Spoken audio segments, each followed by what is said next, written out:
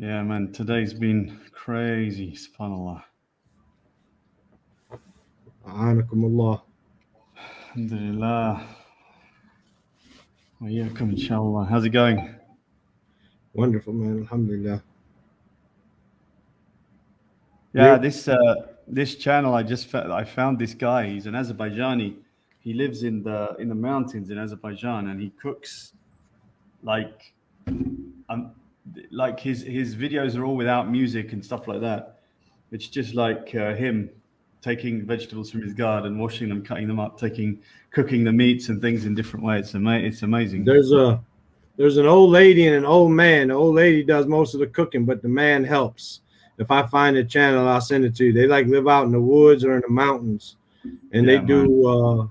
they do similar, man. I'll send it to you, inshallah. But it's like this guy. I think he must have been a famous chef or something. That's what I think, because Let he's me tell got you, really nice. this old lady cooks, man, and I'm telling you, man, it make you hungry, man. Even if you just ate, man, she's good. That's what I was doing. I was just watching it with my daughter, and we were like, inshallah. Inshallah, as we always will, wait till 9 o'clock to begin for those people who come in. Assalamu alaikum wa rahmatullah.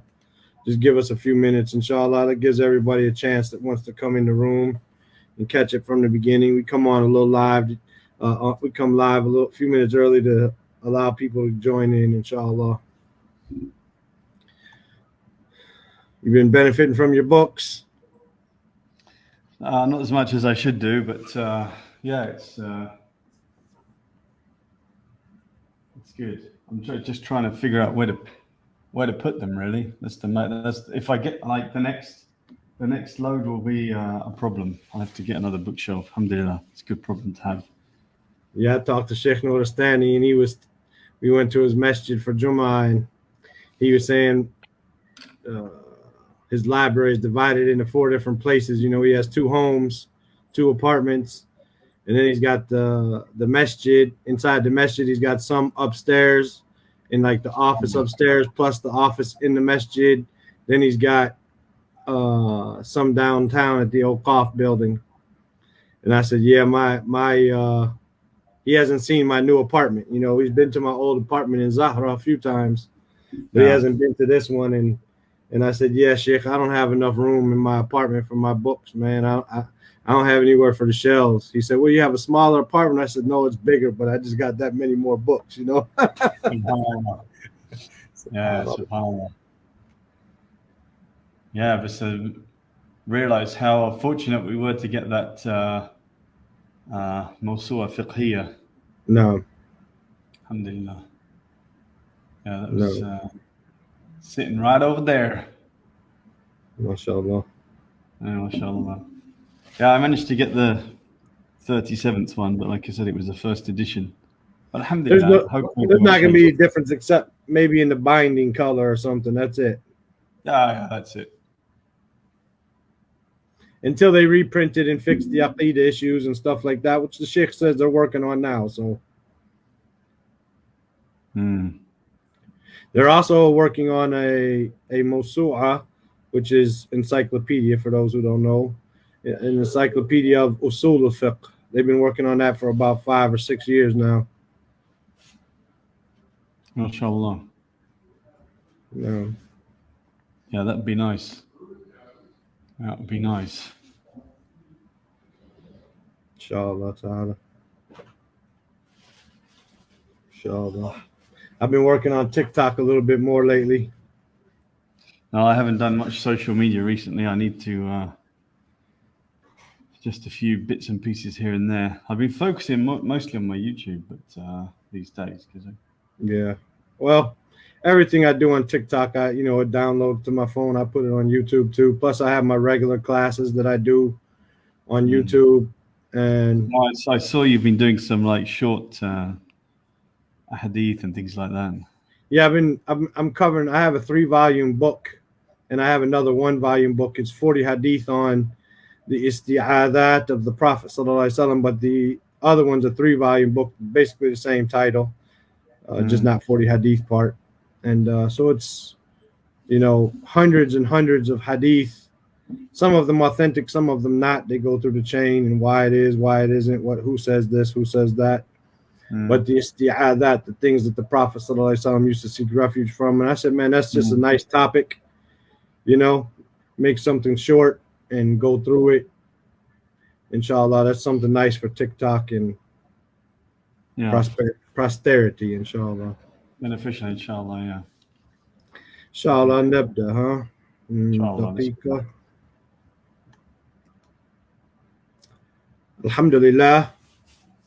Wassalatu wassalam ala rasulillah. Wa ba'd. Then we continue, inshallah ta'ala, with our series where we are reading from the book Islamic Fatawa for the Muslim child. We just threw the cover of the book up here in the corner here so you can see it on the screen.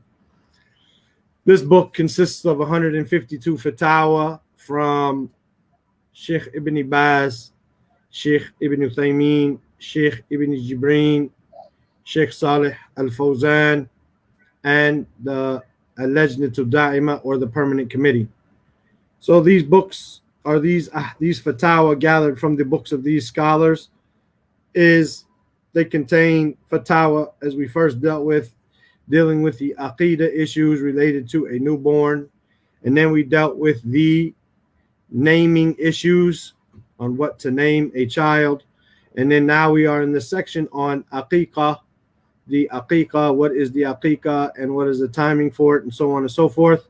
And inshallah ta'ala, we will enter into the section on at-tahara, purification, bi'idhnillah.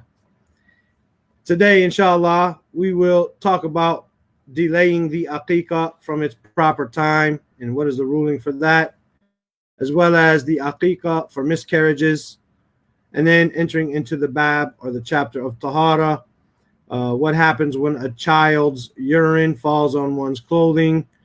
Does bathing the child require one to make wudu? So if one already has wudu and then they touch the private parts of the child while washing them, does that require them to make wudu since they touch the private parts? And similar issues. As always, we have with us our brother Abu Yusuf Abdul Rahim Roberts Al-Walesi. السلام عليكم أبو معاوية. وعليكم السلام ورحمة الله وبركاته. كيف حالك أخي الكريم؟ أنا بخير والحمد لله. بارك الله فيك. الحمد لله. Inshallah ta'ala. We can begin, unless you have any other introductory comments you'd like to make, brother. No, it's flying past, isn't it? Question 38 already. Inshallah, this is people are finding this beneficial. Ta'ala. No.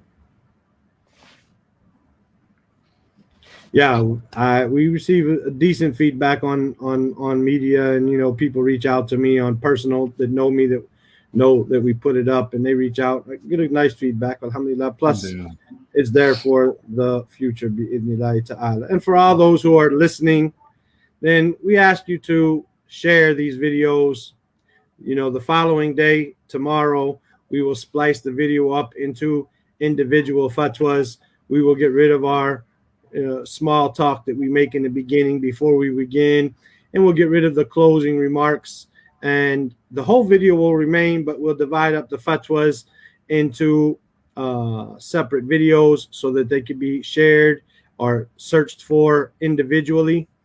And we ask you to share them with your family and your friends, to give us a like, to give us a thumbs up, to give us a comment, some feedback, because all of this will help to spread this. If we have a great response, it helps, even though we, inshallah ta'ala, we ask Allah subhanahu wa ta'ala to make us do this sincerely for Allah's face, so that we can see His face on the day of judgment and in paradise. At the same time, and this doesn't contradict that, bi'idhnillah, it helps to have some encouragement. It helps to have someone push you and give you some encouragement, for lack of a better word, to continue to do more. I have a child, and I have a family, and I have translations that I'm doing that are being turned into books We have other classes that we do online, personal studies that we do for ourselves. Brother Abu Yusuf has 5 children. He's an engineer. He has a busy lifestyle on top of his studies that he's doing for himself and some translation stuff that he's attempting and trying to complete. So there are many things that we could be doing besides spending our time preparing for this, sitting during this, dividing up the videos, so on and so forth. And they would all be sincere for the sake of Allah, inshallah ta'ala. So to have someone give us some encouragement through seeing the videos spread and through seeing an interaction from the audience, then this will help us. Because if we get that good interaction, inshallah, we will take on the task of reading Al-Fatawa al-Islamiyya, which is a 4-volume book in Arabic, a 4 big volumes, and in English it's been translated into 8 volumes. In English, it's in 8 volumes. So we could take on that task of trying to go through that and benefit the people from the fatwa of the ulama. Just to remind everybody that we read a question from Sheikh Abdul Karim Al-Khudair, who's on the Lajnat Da'ima, the permanent committee. On our first session that we had here, our first episode, is reading the books of fatwa considered to be seeking knowledge. And he said definitely it is to be considered seeking knowledge, because inside of this you're going to learn the fiqh of the contemporary issues. You're going to see how the ulama deal with the issues when they come, what are the answers to them, and so on and so forth. So this is a matter of spreading Islamic knowledge, that which will benefit them in this life and in the hereafter, inshallah ta'ala. Before we take the first question, and we have a brother, I may mispronounce this, Mateen Al-Damir, who is from Turkey. He says, Assalamu alaikum wa rahmatullahi wa barakatuh. He says it's nice to hear the voice of Muslims. Alhamdulillah, jazakallah khairan for being with us. You have anything you'd like to add to encourage the people to interact with these videos, Ya Abba Yusuf? Yeah, I think it's important to note that a lot of the ulama, a lot of the scholars of the past started their books, for example, Sahih al-Bukhari with إِنَّمَا الْأَعْمَالُ بِالنِّيَّاتِ, the famous hadith of verily actions are by intentions, and you will be rewarded according to what it is you intend, with the action that you're doing. So if somebody takes one of these videos, it may be that nobody on this dunya will ever know. Maybe this question, somebody's in need of the answer of this question. And if you forward this video, or maybe you let someone else know about this video purely for the sake of Allah subhanahu wa ta'ala, then we hope that on the Day of Judgment this will come, and be part of your good deeds, in your scale of good deeds on the Day of Judgment. And of course it will benefit Abu Muawiyah and myself and whoever else was involved in it. So nahtasib al-ajr, we're in this dunya to try and collect good deeds as much as we can, and the best deeds are those that are between you and Allah subhanahu wa ta'ala, nobody else knows about, because this will be the most sincere deed.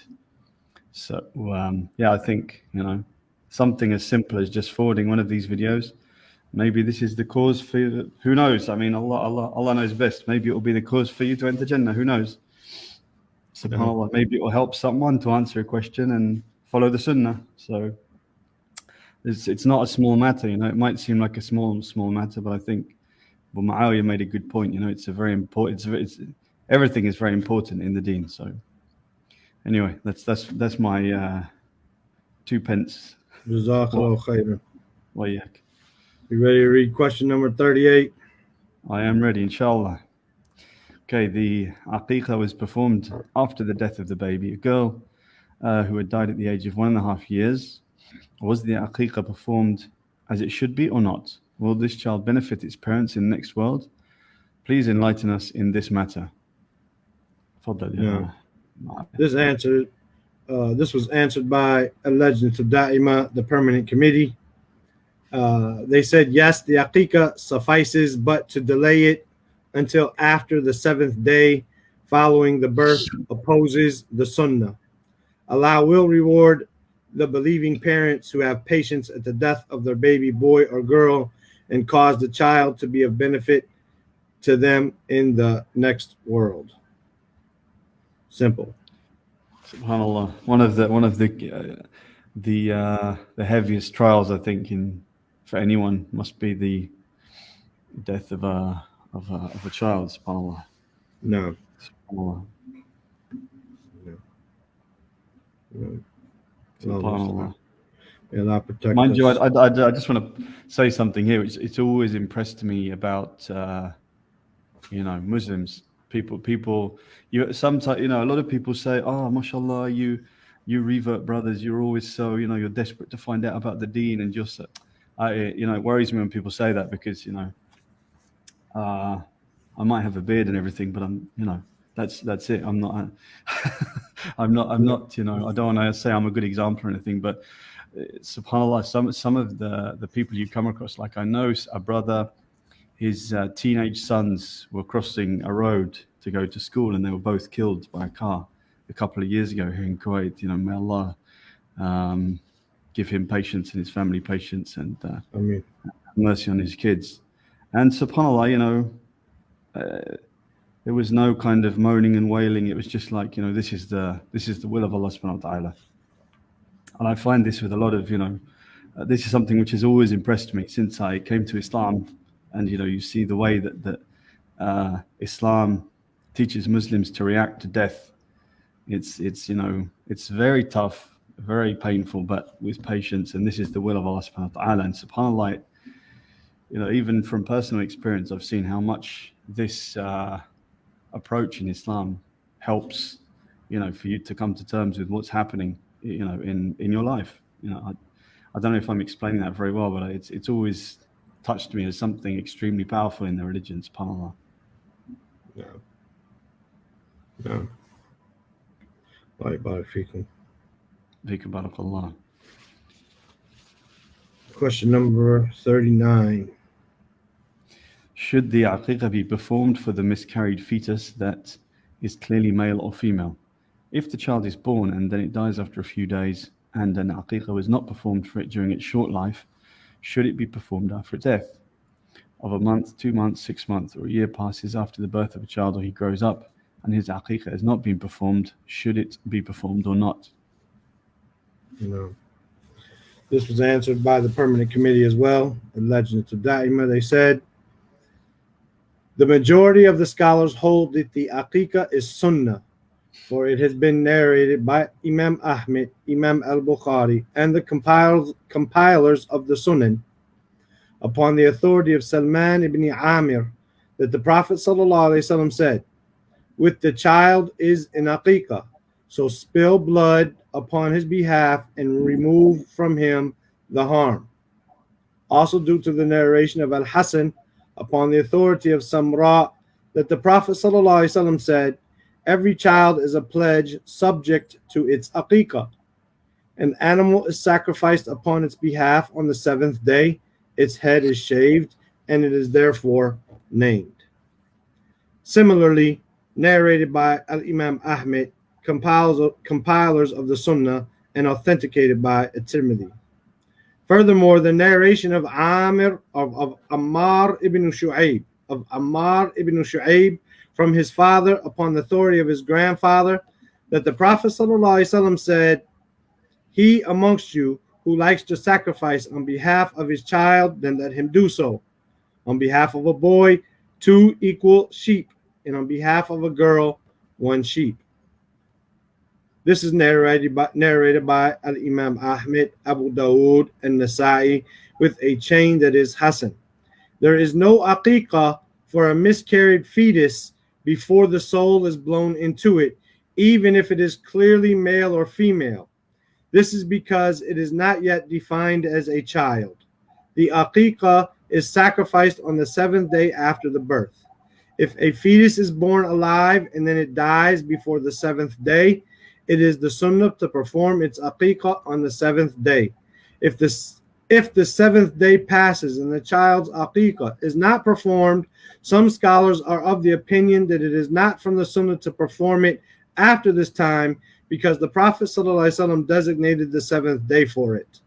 The Hanbalis and another group of scholars hold that it is from the Sunnah to perform the Aqeeqah even after a month or a year or more after the birth, due to the generality of these authentic ahadith. Also, due to the narration of Al-Bayhaqi upon the authority of Anas radiallahu anhu, that the Messenger of Allah sallallahu alaihi wasallam performed his own Aqeeqah after he was raised as a prophet, and this is the safer opinion. Something interesting about you mentioned there is that the Prophet Muhammad sallallahu alaihi wasallam would keep things general when he wanted ease for the ummah, you know. So yeah, sometimes it's good for us not to ask too many questions, just to follow the rulings. If they're general, then if they give you some leeway, then that leeway is there for you to take it. You don't need to. Subhanallah, and a lot of examples of that in the Sunnah. Subhanallah. Yeah. The interesting thing here is also the narration from Al-Bayhaqi that the Messenger sallallahu alaihi wasallam performed his own Aqeeqah after he was made a prophet. This is similar to Ibrahim alayhi salam circumcising himself even when he was older. No, that's hardcore, man. No. SubhanAllah. No. Alhamdulillah. Yeah, SubhanAllah. Question number 40. What is the ruling of sacrificing the Aqeeqah if the child is male or female? Is it necessary that 2 sheep be slaughtered upon behalf of a male child? What would the ruling be if 1 sheep was sacrificed, then a long period elapsed before the slaughter of the second? What is the ruling if it was the grandfather who performed the sacrifice on behalf of his son's son? What is the ruling if he were to help him in the cost of purchasing the sacrificial animals?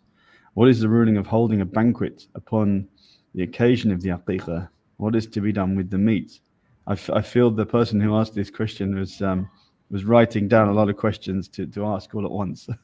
Yeah, I was saying I like it because he's taking advantage. I got your attention now. I'm going to get it all out. I'm not going to leave with anything ambiguous. I want to get the whole answer, inshallah. And they're beneficial questions, inshallah. Naam, Aqeeqah. So this was answered by Sheikh Ibn Jibreen. He said, the Aqeeqah is the sacrificial animal that is slaughtered on behalf of a child, and its performance is sunnah mu'akkada, an enhanced or highly recommended sunnah.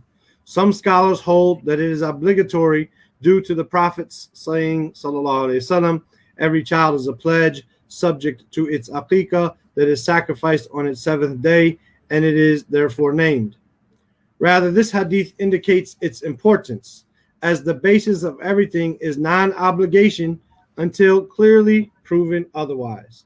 The sunnah is to sacrifice 2 sheep on behalf of a male child, or 2 beasts of any such cattle, even goats. 1 animal is to be sacrificed. Excuse me. 1 animal is to be sacrificed on behalf of a female child. If one is limited to slaughtering 1 animal on behalf of a male child, then that is sufficient, inshallah. It is permissible to differentiate between 2 animals by slaughtering the first after a week and the second after 2 weeks, but to sacrifice them on the same day is better. Primarily, the Aqeeqah is incumbent upon the father to express his gratitude towards Allah the Most High, the one who has bestowed upon him a child. However, if his grandfather, brother, or other relatives were to perform it, it would suffice. Similarly, if some relatives were to donate towards the cost of the Aqeeqah, this would also suffice. The sunnah is to eat a third, to give to friends as a gift a third, and to donate in charity to the Muslims a third. It is permissible to invite friends and family to partake in it or to donate it entirely to charity. And it is Sheikh's speech. No. I mean, this is to have this written down is basically very useful reference, No. I guess, for anyone that wants to. Yeah. This, I mean, maybe this could probably be made into a separate book just on rulings on the birth of a child and that kind of thing. You know. There's a new book out, just came out. Ibn al-Qayyim has a book about it. I think it's called Hadi al-Arwah, but I'm not sure. But anyway, there's a new book. They called it, what did they call it? I just saw it today. Has something to do with rights of a newborn or etiquettes of a newborn baby guide, they called it. That's not what Ibn al-Qayyim called it, but they call it newborn baby guide. It's published by Daughter Sunnah out of UK. Oh, mashallah. 384 There was pages, a book I $30. bought. It's like a little thin book. I think it was Muhammad al-Jibali, I think, wrote it or put it together. Our Precious compiled it. Sprouts. Maybe. It was a thin book, and it had, I remember I was using it, went back in the UK. It goes through all of the Sunnah about, are you supposed to make adhan in the ear or not? Like, I think we went through some of these questions, what about the tahniq, with the dates, and, what about the Aqeeqah and all this kind of, it goes through the first, few weeks and that kind of thing. I found it quite useful. I hope it was, I don't know about what people say about the book. I'm just saying I had it back then. I mean, I'm not sure of the authenticity. And Jibali's book, Our Precious Sprouts, is very nice. There's another book, How to Welcome a Newborn into Islam or something like that. How to Welcome a Newborn into Islam. I think that was the one. It's not by Jibali. It's by man, the Sheikh's name is not that well known. But that PDF is available on the English Diwan. English Diwan. No. Let me see 1 second. That's an amazing resource, that English Diwan, mashallah. Nah, may Allah reward those people who put it together, man. I mean, I might even have it. It's over on the other side of the room, though. We have Our Precious Sprouts, which is Jibali. Islamic Etiquettes of a Newborn is a book by Dar es Salaam. Right. Let me see. Welcome. Nice. I find these kind of things extremely important, like, because not being a scholar and my memorization and that kind of thing isn't particularly strong. Not I'm just a regular guy. So to have these kind of books on your shelf, like, to remind you of what to do when a baby's born, to remind you what to do when the Eid happens, what are the sunan of the Eid? What are you supposed to do? When are you supposed to make takbir? All these kind of things, it's nice to have these books on your shelf. You can just grab them, pick them up, and that's why I think these kind of videos that that you're doing here are useful, because again, as with a book, you can just go look it up on the internet and find out very quickly. So yeah, it's good. Likewise, this book is one of those books that a person should have on themselves with 152 fatwas, SubhanAllah. Right, exactly. Yeah. I can't find the name of that book right now, but inshallah. Etiquettes or manners of welcoming a newborn, something like this. Let me try one more time on Sheikh Google. I don't like going to him, but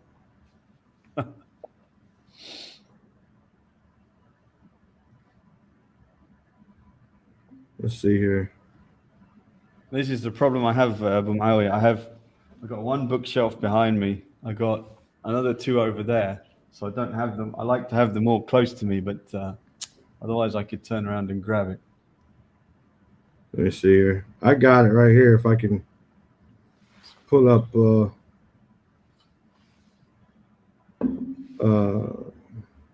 I found it very useful. Abdullah Al-Arifi. Like that, huh? Oh, I had the English one. Yeah, that's English. Is it? That's not what the cover looked like, but it sounds like the name rings a bell, so that could be the one. I think that's it. Then you have, like I said, etiquettes of Islamic etiquettes for a newborn by Dar es Salaam. Here's the one you might be talking about. Same book, different cover. That's the one. That's the same cover. That's the same book as the other cover, just a second print. Yeah, that's the one. No. These are all, like you said, very good books. Even if you past having children or you're not married, wallah, you never know how you could benefit another brother or sister or someone in the masjid. Exactly. Wallah, you never know. You never know. SubhanAllah. Yeah, the collecting reward from subhanallah, Allah subhanahu wa ta'ala, correct me if I'm wrong here, but the reward for good deeds is Allah subhanahu wa ta'ala will write, 10 up to, one, it can be 1 up to 10, up to many times multiplied. But a bad deed is just written as a bad deed. So it's actually Allah subhanahu wa ta'ala made it easier for us to get weight from our good deeds than He did from us to get weight in the scales, if you like, from the evil deeds. And then in Ramadan, for example, Allah subhanahu wa ta'ala multiplies even further the deeds by forcing us to actually fast when we probably wouldn't fast if we weren't forced to. SubhanAllah. So the blessings in the religion are SubhanAllah numerous. Even and here's the beauty of the Arabic language, just to add to your statement. Allah says in the last ayat from Surah Al-Baqarah, La yukallifullahu nafsan illa wus'aha. Allah does not burden a soul beyond its capability. Laha ma kasabat, for it, meaning for the soul, is what it earns. Wa alayha maktasabat. So the first word says kasabat. The second one says iktasabat. Right? It's the same root word. Kaf, sin, ba. Right? So kasabat means whatever you get, basically. While iktasabat means whatever you earn. Right? So, like we said, if you intend to do a good deed but don't do it, right, then you still get a good deed. 1. And if you intend to do a good deed and you do it, then you get 10 up to 70 up to as much as Allah wants, right? Ad'afan kathira, as it says in the hadith, right? Then if you intend to do a bad deed and you don't do it, you still get a good deed. You didn't really earn it, but Allah gave it to you. You didn't earn the 10 or the 70 or whatever, but Allah gave it to you. You really only earned 1. And then when you intended to do a good deed and you didn't do it, He still gives you the good deed. You didn't really earn it, but you still get it. Yet, when it comes to the bad deed that you actually do, iktasabta hada, you have earned this. And so even the form of the root word implies it, even though it says in English for a person is what they earn, and for it gives some type of translation, but the actual translation of knowing the verb and knowing the different forms of the verb, kasabat being form 1 and iktasabat being form 8, and 8 here meaning that it has a person has actually put forth the effort. So in English it says he gets the reward for the good which he has earned, and he is punished for the evil which he has earned. That's not what the Arabic says. Wallahi, that's not what the Arabic says. This Abu Muawiyah, this is a very important point that you followed up on here, because I made a video earlier this week talking about people that claim to be able to make critical analysis of the Quran, and they don't even speak Arabic. No. So you really have to be able to have studied the Arabic language to understand the sort of thing that you're saying there. But yeah, it's very, very difficult to translate some things from Arabic, especially from scholars like Ibn Taymiyyah, Ibn al-Qayyim. The way they spoke, it's very difficult to translate into English. And it's difficult to explain why that's the case unless you speak Arabic. So I'm just horrified to find out that there are people out there that don't speak Arabic and are writing books about analyzing the Quran or anything in Islam. It horrifies me, and then the fact that people listen to them. So for those who want to see the video that he's talking about, if you look down below in the ticker tape, then you can go on YouTube to Abdul Rahim Roberts, and he has the video there about Jazakallah khair. those people speaking about the Quran without knowing the Arabic language. And the problem is, why do they feel free to do so? Is because they feel free to talk about their religion without knowing its original language. And there's no blame in that whatsoever. They don't have any there's no blame, no matter what language it's in, whether it's the Bible that's been translated to Arabic, or the Bible that's been translated to Greek, or the Bible that's been translated into Hebrew, or the Bible that's been translated into English, or the Bible that's been translated into Russia. There's no problem with them basing their ideas off of that translated language, or the language that it's been translated into, and developing ideas based off of it. And so they don't realize that our religion was meant to be preserved for all times. And so its language has been preserved. Aramaic is not spoken almost anywhere in the world. Hebrew is just now getting some type of revival. Greek is not really, Greece, I guess it may be spoken, but it's not a international language. Their books have not been preserved. Our book was preserved, the language was preserved, and we have the not only the book, but we have the Sunnah of the Prophet sallallahu alaihi wasallam. We have the rules that we go by in order to determine what's correct and what's not correct from the Sunnah of the Prophet sallallahu alaihi wasallam. And the same people who preserve the Quran preserve the Sunnah, and they don't have any of that. So they feel free to discuss things at will, without realizing that we need to go back to the original Arabic language, and not just the Arabic language that's spoken in Saudi Arabia today, meaning the Arabic language that was spoken during the time of the Prophet ﷺ, and any other Arabic is not going to be acceptable. Yeah, So, I think also that there's some of these people. I mean, they're not even religious. They just I personally believe, from looking at it, that they're just jumping on a bandwagon because they know that there's a significant demographic out there who will support actively any rhetoric which is counter to Islam without any evidence required. It's just, they're just gonna lap it up, So right. He's like, fine, I'm just gonna write some books on this because they're gonna do well regardless. I'm gonna associate with the people that do this kind of thing. And then the weird thing is that he probably knows deep down what he's doing is For sure. or whoever these people, they know it's false, but because they've committed to this publicly, it's very difficult for them to actually stop and turn back and say, what, everything I did was wrong. No. And they have another, they don't have principles, and this is with all people of desires, that they don't have principles with which they establish themselves. So, for example, as a Muslim, I don't believe anything until the Quran and Sunnah told me to believe. When the Quran and Sunnah tells me to believe, then I believe. They have a belief that they therefore look for an evidence to support. They have a belief, they hold a belief, they were told something, and therefore they go and look through their book for something that will support their belief, their idea. Whereas we don't have an idea until the Quran and Sunnah gives us an idea.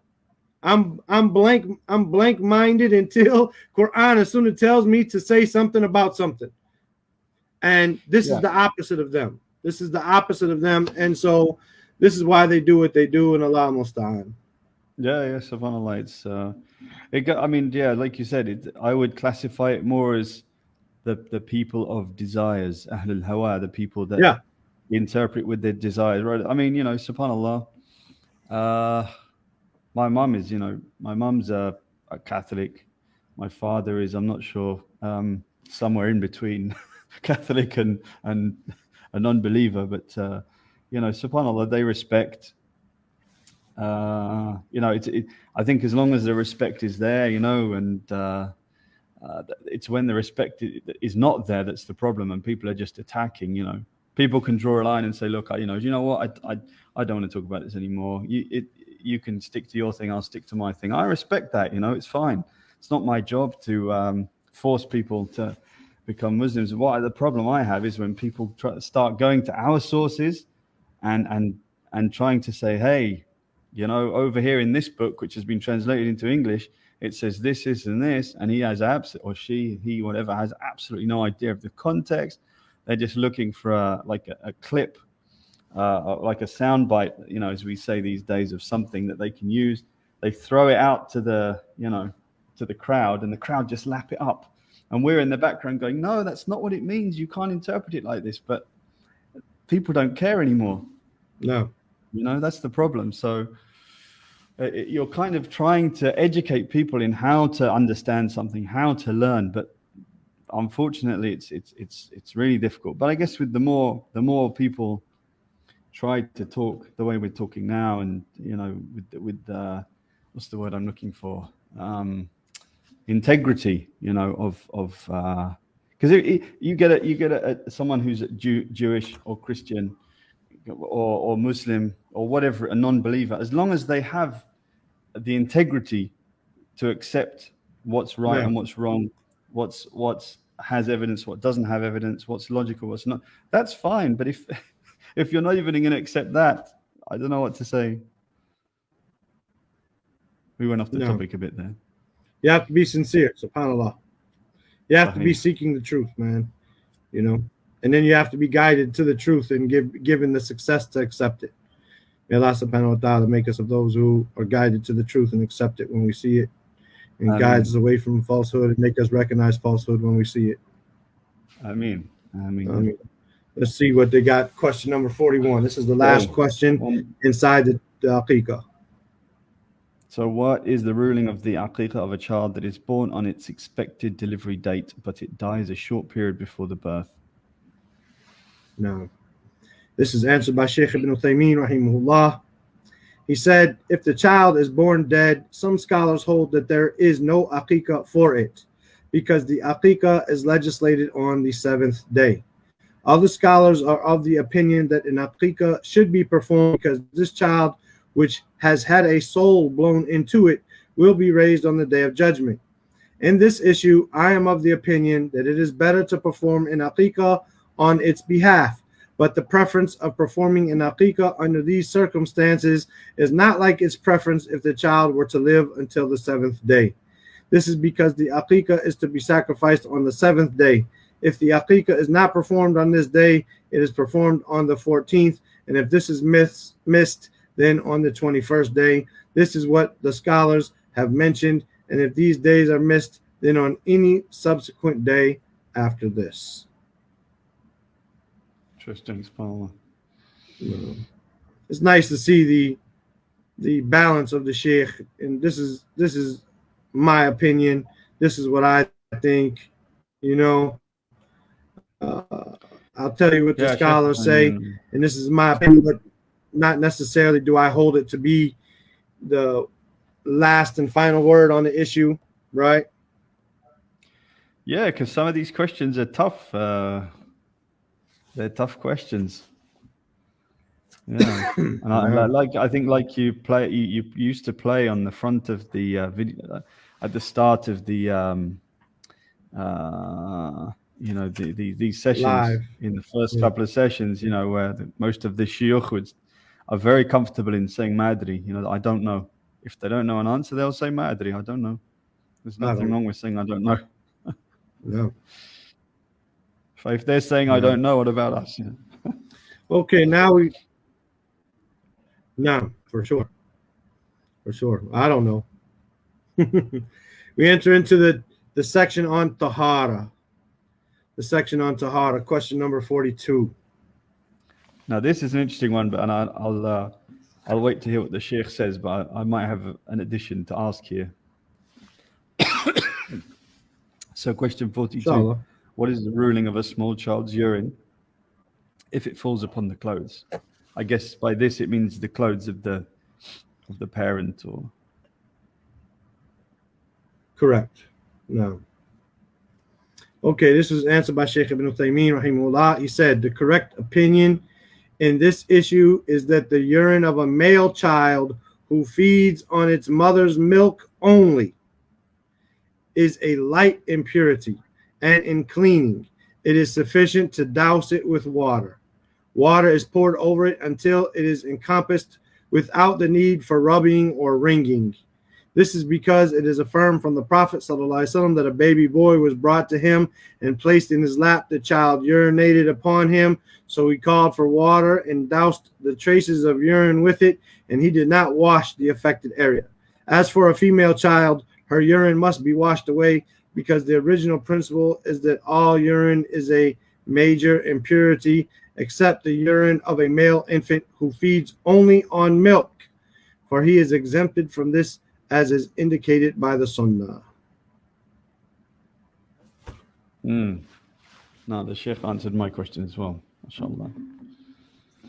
Because in Indonesia, when I was there, they would always say this, if the, I'm saying this is not all Indonesians, I'm just saying from what I heard when I was in Indonesia, which is, you need to be very clear with this because people can get upset. So I'm not saying anything about Indonesian people. I'm just saying this is what I heard. I maybe heard it wrong, but this is what I heard. So that the urine of a baby who is still suckling from its mother is pure, whereas as soon as it starts eating rice, as they say in Indonesia, makan nasi, as soon as they start eating rice, then it becomes impure. But this is interesting. This is the first time I've heard this actually, that it's not completely pure, but it's slightly, impure for a male child, and the female takes a different ruling. That's interesting. I'd not come across that before, Sarahatan. No. Inshallah, let's see here. Question number 43. If a woman bathes her child whilst she is in a state of wudu, is it obligatory upon her to repeat her wudu? No, this was answered by Sheikh Ibn Uthaymeen as well. He said, if a woman bathes her child, male or female, and in the process she touches the child's private parts, then she merely rinses her hand, because to touch the private parts without desire does not obligate wudu. It is well known that sexual desire does not enter the mind of a woman who bathes her children. So if she bathes her child, male or female, she merely rinses her hand from any major impurity, and it is not obligatory upon her to repeat her wudu. واضح جدا. And I would say that this goes for those who hold the position that wudu for touching the private parts is only due to sexual desire. Well, some would say that sexual desire doesn't play a part in it. If you touch your private part with your open hand, not the back of your hand, or rub it against, like it might touch your thigh or something like that, it doesn't break your wudu. But if you touch it with your inside of your palm, your hand, then it breaks your wudu, whether it's sexual desire or not. Then it would, as some of that have believed, then that would break your wudu. But and something else to understand here is, from this studying fiqh with Sheikh Abi Salah and other than him, that the private parts here does not just mean the front part. It means the front part and the back part. The kubur and the dubur, the front and the back, right? So when washing it, if you touch the front or the back, then this breaks the wudu. Allah knows best. But the Sheikh here, Uthaymeen, he's of the opinion that it's only, and he's following Ibn Taymiyyah, rahimahullah, and others in this position, that it's only done if it's due to sexual desire. And since no woman thinks sexually about anything when touching her child, male or female, then there's no breaking of wudu there. She just washes her hand. Here's our last question for today, inshallah ta'ala, because the next one gets into a big issue, inshallah. Oh, good. I like to. Yeah, this is something to look forward to for next week, then, inshallah. No. Anyway, so number 44. I have small children whom I carry, and sometimes they urinate on my clothing. I then spread this clothing in the sun until it dries, and thereafter perform my prayers in them. Is this permissible or not? Now, this is answered by Lajnat Da'imah, the permanent committee. They said, as for the urine of a male infant who does not feed on solids, it is sufficient to saturate the affected area with water due to the narration of Qais bint Muhsin. She had brought a young son of hers who was not yet feeding on solids to the Prophet sallallahu alaihi wasallam, so he placed him in his lap. The child then urinated upon his clothing, so he called for water, saturated the affected area, and he did not wash it, meaning he did not rub it or wring it out. He just poured water. The authenticity of this hadith is agreed upon, meaning it's in Bukhari and Muslim. What is intended by saturating is that the affected area is to be flooded with water, even if this does not remove the urine completely, and it is not necessary to wring it out. It is deduced from this that if the male child has started to feed on solids, then it is necessary to wash away his urine. As for the urine of a female infant, it should be washed away due to the narration of Lubaba bint al-Harith. She said, Al-Husayn ibn Ali was in the lap of Allah's Messenger sallallahu alaihi wasallam, and he urinated upon him. So I said, wear another garment and give me your izar so that I may wash it. He sallallahu alaihi wasallam replied, rather the urine of a female child is washed away, and that of a male child is just saturated with water. This is narrated by Abu Dawood. This is the guidance of the Messenger of Allah sallallahu alaihi wasallam concerning the urine of a male and female infant. So from this, it is known that what the questioner has mentioned of his drying the garments that have been urinated upon a child in the sun and then praying in them, that the sun does not cleanse them. The prayer in them before they have been cleansed, as mentioned, is not correct. Do we know? Sorry, if you haven't finished. No, I was just going to say this is important because we have nowadays we have a process called dry cleaning. So if you have something that's najis or filthy that needs to be cleaned away before you can pray on it, and you simply send it away for dry cleaning, will this take the place of cleaning that off? Right? These are things need to be dealt with from the ulama. Yeah. Do we know, was it narrated why there is a difference between male and female, the urine of a male and female child? People have said things, but is there a narration from the Prophet sallallahu alaihi wasallam? I'm not aware of that. No. Interesting. No, but of course, people have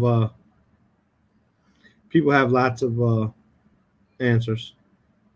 No, the problem, the thing is, what I've heard, I'm sure you've come across this a lot as well. With let's take the example of pork as a placeholder for this. A lot of non-Muslims have come to me and talk to you about, well, the reason you don't eat pork is because it was hot back then, and this was one of the meats that was, that went off very quickly. And it's like, yeah, that's just a bunch of stuff that popped into your head, man. It's not like, you can't you can't tell me this is why. It's just and also the other one is the idar. If you wear your idar below, no, you don't need to do it anymore. Because that it was dirty back then, and your idar would be in the sand, and you're like, well, no, there's a hadith that says if you have your idar, anything below the ankles is in the fire. So that's why we don't do it. Yeah. Some of the but things, like they said, nowadays it's the fashion to wear them above the ankle, so everybody does it, and there's no blame on it. But if you did it because of Sunnah, then you're blamed. No, but my point is here, people will say, some people would say, you see, there's a difference between girls and boys, and they consider the girls more dirty than boys. But it's not. That's not the case. If it wasn't revealed, we don't know the reason. We just follow what was revealed. For subhanallah, as Sheikh Salim rahimahullah hafidhahullah has often said, "La ta'rif kayfa tabul wa tarid an tatakallam an an-nuzul," or something like this. You don't know how you urinate, and you want to talk about how Allah descends and ascends to above his throne. You want to talk about all of this, and you don't even know how you urinate. You drink Coca-Cola, you drink Orange Miranda, strawberry Miranda, Sprite, coffee, tea, green tea, white tea, brown tea. You drink orange juice, you drink lemonade, you drink water, and it still comes out yellow. Why? Yeah. You have no idea why it does that, how it does that, and yet you want to talk about things which are above your pay grade. Yes. And this is something that someone asked me about. Yeah, go on. Sorry, go on. Now, I said someone asked me during the last episode, I mentioned a narration which is found in Bukhari from a Zuhri, that is upon Allah to reveal, upon the Messenger sallallahu alaihi wasallam to convey, and upon us to follow and obey. That's it. Nothing else. We don't have to know why. So check this out. Fadl. There's something called the. Have you ever heard of the Dunning-Kruger effect? This is something in psychology. No. I'll read it for you. If you want, have a look in Wikipedia. The Dunning-Kruger effect is a hypothetical cognitive bias stating that people with low ability at a task overestimate their own ability, and that people with high ability at a task underestimate their own ability. So, for example, you can see this with people that they read something on Islam, they maybe buy, I don't know, like some of these people we see, the apologists, buying books on translated works. They read a few hadith, and all of a sudden they're experts. This is because they overestimate their own abilities. There's an actual chart here. It's called Dunning-Kruger effect. Yeah. It's an actual cognitive psychological thing. When you know nothing, it's like your confidence is extremely high when you get a small amount of information about it. But the more competence you have, you kind of feel less arrogant. The more you know, the more you realize you don't know. The more you realize your limitations. And I think this is why the scholars, even those scholars, I mean, I heard Sheikh Ibn Baz, rahimahullah, for example, like memorized Fath al-Bari, for example, aside from the Quran and many other books. I mean, Fath al-Bari is, the one I have on my shelf is like 16 volumes, man.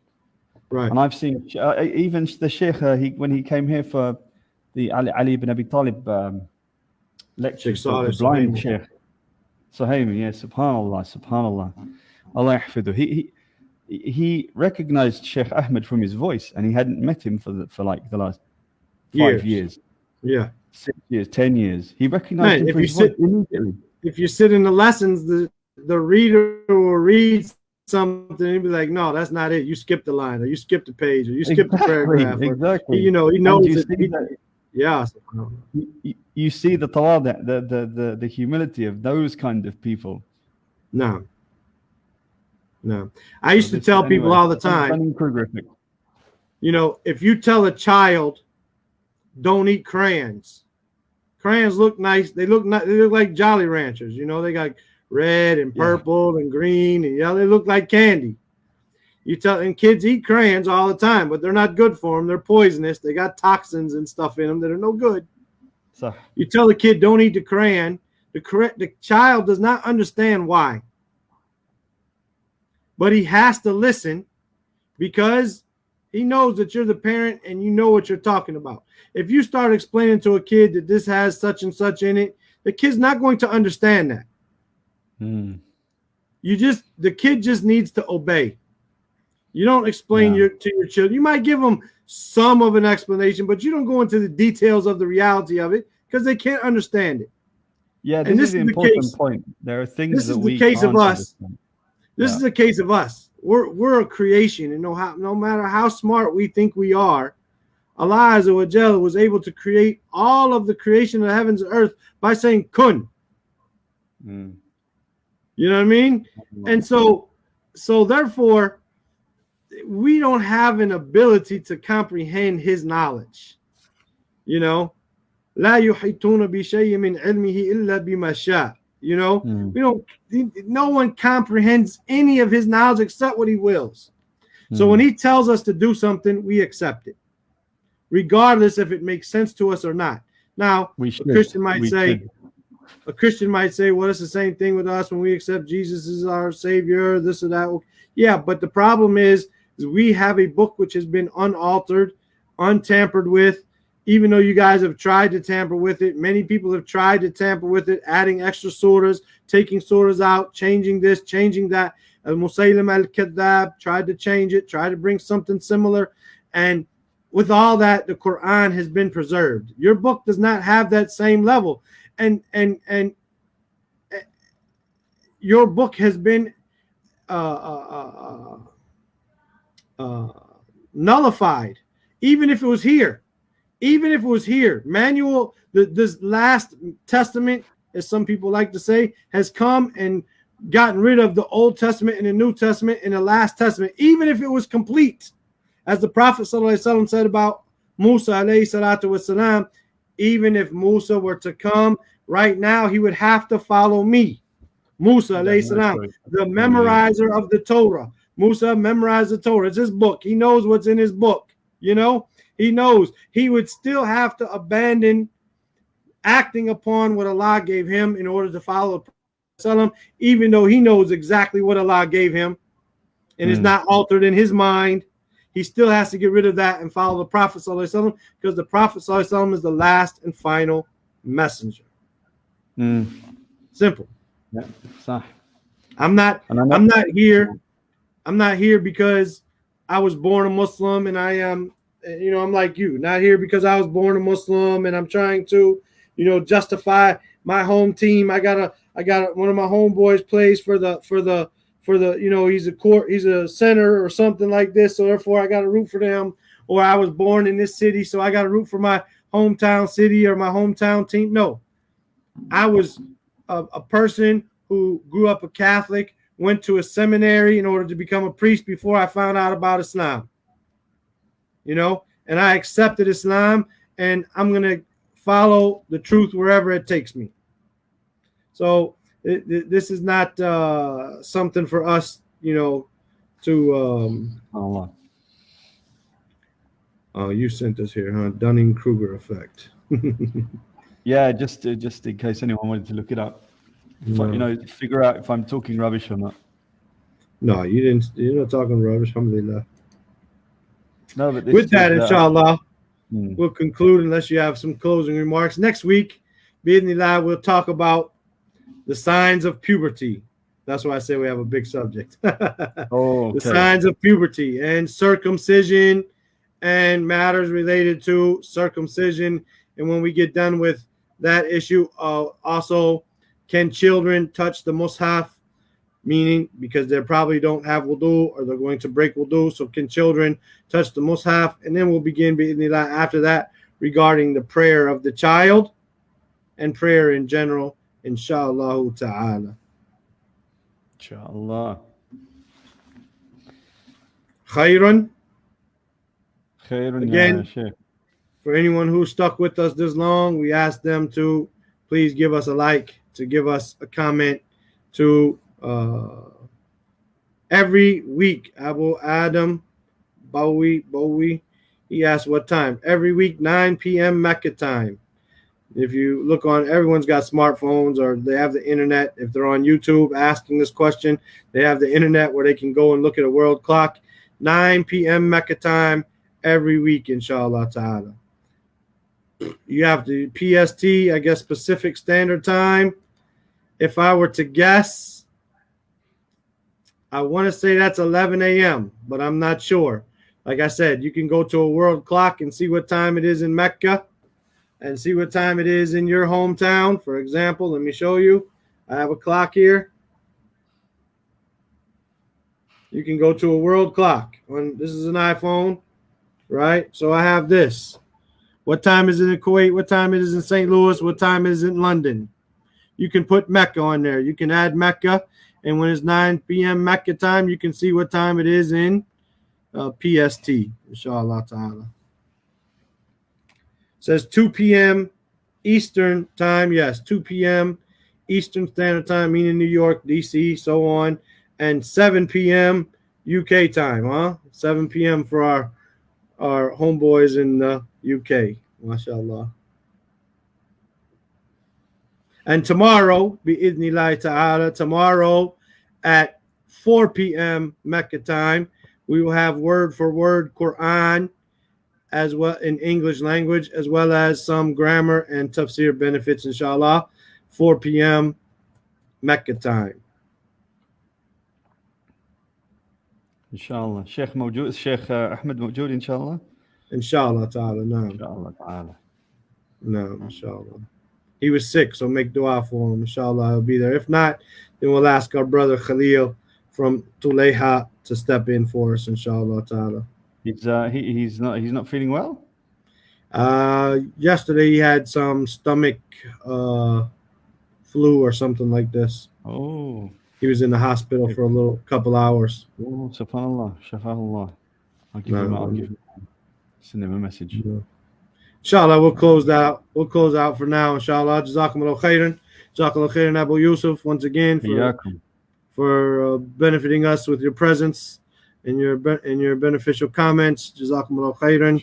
Subhanaka Allahumma wa bihamdika ashhadu an la ilaha illa anta astaghfiruka wa atubu ilayk. Assalamu alaikum wa rahmatullahi wa barakatuh. Wa alaikum assalam wa rahmatullahi wa barakatuh.